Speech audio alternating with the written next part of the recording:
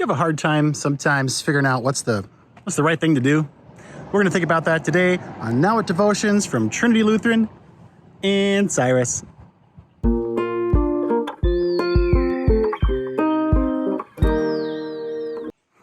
Well, fall has arrived, and we remain in the book of Matthew here in Pentecost, and I'm walking down the street here thinking about this story Jesus tells us to the Pharisees, actually. So he tells this story to a group of people who are very unhappy with him.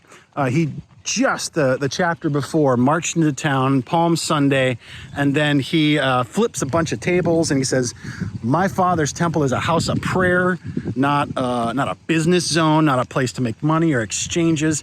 And then further, once he's cleared out the temple, and these people are freaking out, they got a mob of sick folks coming in to get healed, and Jesus is healing them on the floor of the temple, and kids are running around everywhere, so excited, saying, Hosanna to the Son of David. You can imagine that if you were one of those folks who was in charge of making sure everything went well and looked good and kept clean and you were worried about that kind of stuff, you'd be freaking out. So the Pharisees immediately go to an extremely weak argument, but they go, who gives you this authority? Which of course the people do, because there's a huge crowd of people getting healed there, and they're not about to challenge the people, so they go and yell at Jesus. So Jesus, who gives you this authority? And Jesus says, oh, here, I'll answer your question if you answer mine. And he just gives them an easy little question. He says, hey, where did John's authority come from? John the Baptist, my cousin. Was it from God or was it from the people?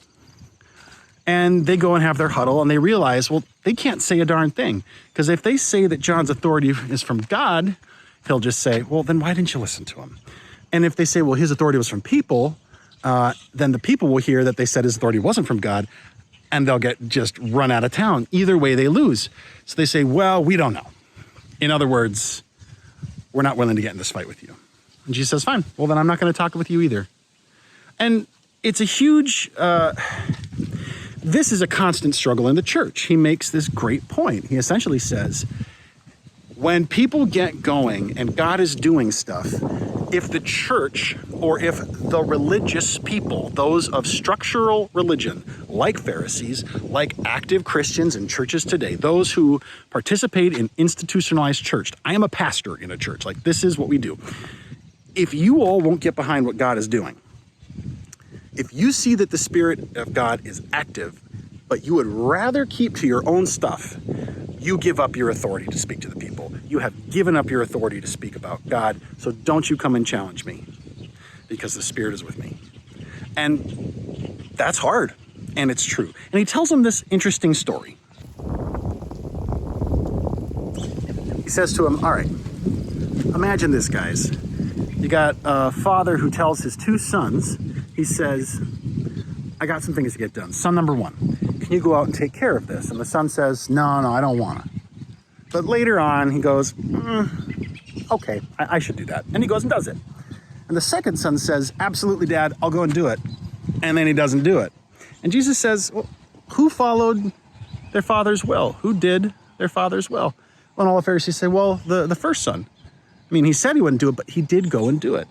And he said, and that is your problem. You say you do the will of God, but when God shows up, you ignore people and you talk about stuff and things and ideas, but you don't deal with the issues. The works matter. You have to do the things. You can't just say the things. And he's right. So I think the place where I see this come up with churches the most, there's two places where it comes up, at least with traditional churches. The first one is money and giving.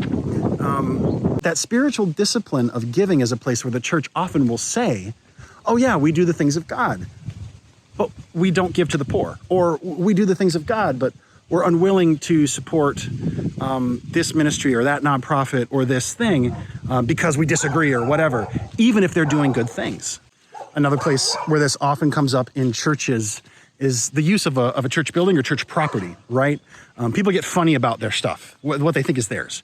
So, I was with a church where they had a brand new $1 million addition on the church, and I've been working there for a number of years. And these guys They had showers upstairs, a kitchen, and space for people to stay the night. And this is up in Bemidji.